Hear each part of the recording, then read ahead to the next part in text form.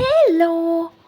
അപ്പോൾ ഇന്ന് ഞാൻ നമ്മുടെ വീട്ടാവശ്യത്തിനുള്ള നെയ്യ് എങ്ങനെ ഉണ്ടാക്കാം എന്നുള്ളതാണ് കാണിക്കുന്നത്. അപ്പോൾ കഴിഞ്ഞ 10-14 ദിവസമായിട്ട് വാങ്ങുന്ന പശുവും പാലിനെ നന്നായിട്ട് തിളപ്പിച്ച് അതിനെ വേവിക്കും. തിളച്ച് വരുമ്പോഴത്തേനും അതിനെ സിമ്മിലിട്ട് നന്നായിട്ട് വേവിക്കും. ഇവിടെയൊക്കെ പാലിനെ വേവിക്കുക എന്നാണ് പറയുന്നത്. മറ്റുള്ള നാട്ടിൽ അതിന് എന്താ പ്രോസസ്സിന് പറയുന്നതെന്ന് എനിക്കറിയില്ല. അപ്പോൾ നന്നായിട്ട് വെന്ത പാലിനെ നമ്മളൊരു 3 to 4 hours മാറ്റി വെക്കണം. അപ്പോൾ 4 hours കഴിയുമ്പോഴത്തേനും നമ്മുടെ പാലിൻ്റെ മുകളിലായിട്ട് പാൽപ്പാട പോലെ ഇങ്ങനെ ബട്ടർ വന്ന് കിടക്കും. ആ ബട്ടറിനെ നമ്മൾ ചെറിയൊരു പാത്രത്തിലോ അല്ലെങ്കിൽ ചെറിയൊരു കണ്ടെയ്നറിലോ ആക്കി ഫ്രീസറിൽ സ്റ്റോർ ചെയ്ത് വെക്കണം. അങ്ങനെ കഴിഞ്ഞ 10-14 ദിവസമായിട്ട് സ്റ്റോർ ചെയ്ത് വെച്ചിരുന്ന ബട്ടറിനെയാണ് നമ്മളിന്നിങ്ങനെ നെയ്യായിട്ട് ഉരുക്കിയെടുക്കുന്നത്.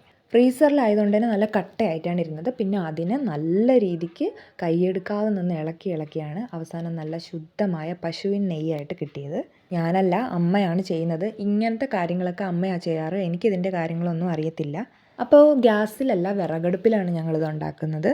അമ്മയ്ക്കെല്ലാം വിറകടുപ്പ് ചെയ്യുന്നതാണ് കേട്ടോ ഇഷ്ടം. ഏകദേശം ഒരു 35 മിനിറ്റോളം അങ്ങനെ നിന്ന് ഇളക്കിയാൽ മാത്രമേ ഇത് ലാസ്റ്റ് നല്ല ശുദ്ധമായതാ, കണ്ടില്ലേ, ഇതുപോലത്തെ നെയ്യായിട്ട് നമ്മുടെ കയ്യിൽ കിട്ടുക. കൈവിട്ട് കഴിഞ്ഞാൽ അടിയിൽ പിടിച്ച് കരിയാൻ ചാൻസ് ഉണ്ട്. അതുകൊണ്ടാണ് കൈവിടാതെ ഇളക്കണം എന്ന് പറയുന്നത്. പിന്നെ അത് കഴിഞ്ഞ് കുറച്ച് കഴിഞ്ഞപ്പോൾ അത് നല്ല തണുത്ത് വന്നു. അതിനെ നല്ല വൃത്തിയുള്ള ഒരു കുപ്പിയിലോ ചെറിയ കണ്ടെയ്നറിലോ ഒക്കെ ആക്കി ഫ്രീസറിൽ സൂക്ഷിക്കാറാണ് പതിവ്. അപ്പോൾ വീട്ടാവശ്യത്തിന് വേണ്ടിയിട്ടുള്ള നെയ്യ് ഞങ്ങൾ കുറച്ച് നാളായിട്ട് വീട്ടിൽ തന്നെയാണ് കേട്ടോ ഉണ്ടാക്കുന്നത്. അപ്പോൾ ഇത് കുറച്ച് നാൾ മുമ്പേ ഉണ്ടാക്കി വെച്ചിരിക്കുന്ന നെയ്യാണ് കേട്ടോ ഇതുപോലെ.